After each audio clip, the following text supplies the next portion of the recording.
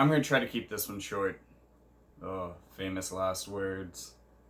Alright, so I want to talk to you about my experience going to my first Democratic Socialists of America meeting last week and talk about some upcoming direct action that is going to be happening all over the world. So, no matter where you are, you might have an opportunity to join in on this one, so pay attention. So first of all, I would like to say that the meeting, the structure of it, everything about the DSA, the people who are involved, how they work with other groups, work in conjunction and in solidarity with other groups to build community connections, really reminds me of Occupy. One of the biggest differences is that there is a formal hierarchy, although it seems to be a just hierarchy, it seems to be a very democratic hierarchy. The only problem that I have with it is that to volunteer for a position as a member of the DSA, you have to be a dues-paying member.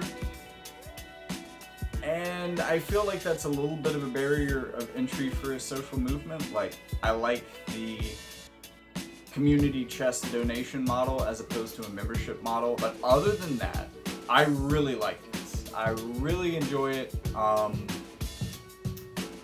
I like the people and the voices that I heard there. I like what they're saying. I like what they're trying to educate people about.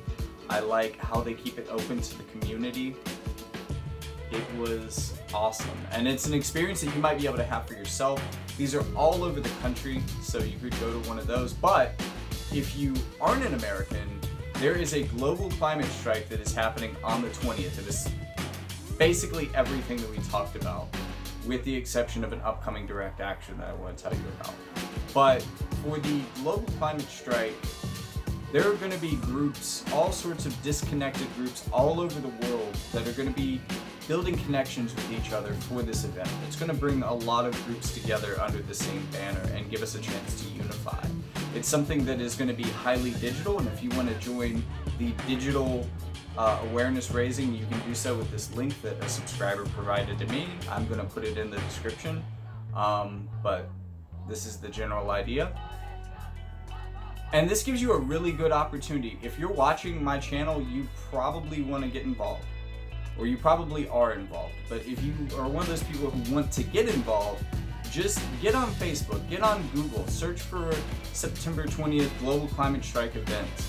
You will probably find one near you. You might have to drive 30, 45 minutes maybe. I mean, I live out in the country, so this is kind of a fact of life for me.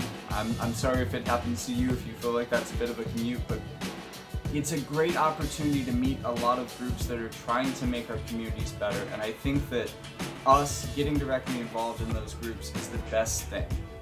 Because, and this was something that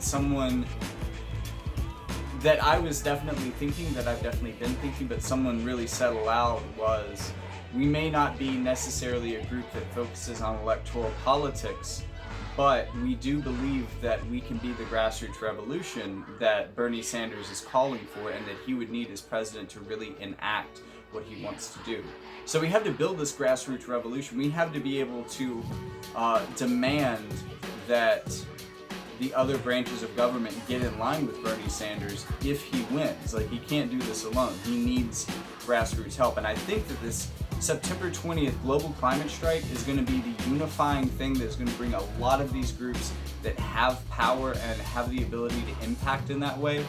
That's going to bring them out of the woodworks. That's going to allow them to meet each other, and it's going to allow you to meet them. So get out there and do something with one of these groups. Find a direct action and get involved. We are in Geneva, Italy, protesting against climate change because politicians today are not willing to do enough about it. So we're taking to the streets to fight for our futures and for those who are suffering from the consequences of climate change today. My local DSA group plans to launch a direct action campaign starting on the 20th. And when I heard the topic, I was frankly kind of blown away, because it was something that I had first heard about through members of Occupy UNC Chapel Hill. But essentially, the UNC Chapel Hill campus is powered by 2 coal power plants, one of which is on campus, one of which is just off campus in a poor neighborhood, which is actually now being gentrified for student housing. But these 2 coal power plants emit 4 times the state allowed amount of pollutants into the air directly around them, which is covering both where we're going to be putting a lot of our students and where we currently put our poor, and the school itself with a cloud of smog, as it has been doing for decades now. Which means that not only do you get to breathe smog on campus, you get to breathe smog at your student housing as well. Isn't that nice? The reason this is funny for me is that protesters then had actually got the school to agree to shut down both power plants by 2020. Seemed perfectly reasonable. It seemed like they were going to do it until about last year. They said, nah, we're not going to do that. Nobody seems to care. It's just a bunch of loudmouth protesters that want this done, so who cares? So we're going to make them understand that we care. We still care. That 6 years later, we are happy to take that torch, pick it up, and keep carrying it, because these coal power plants need to go.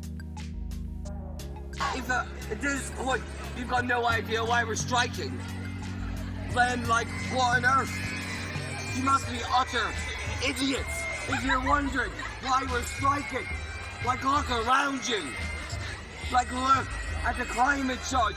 Look at the amount of CO2 in our atmosphere.